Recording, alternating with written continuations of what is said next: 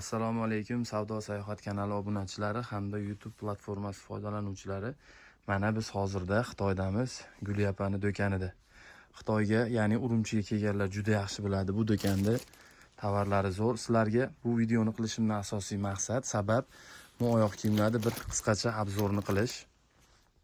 Ko'ringlar, juda ham chiroyli ekan.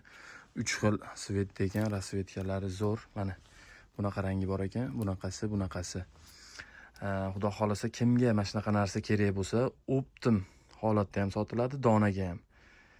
Narxlarini ham hozir aytib o'tamiz.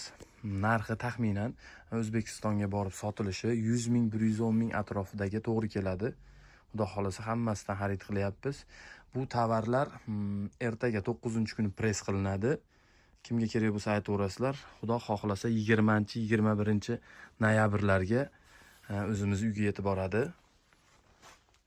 Manzilimiz qayerda deb so'rasanglar, manzilimiz Andijonning Shahrixonida.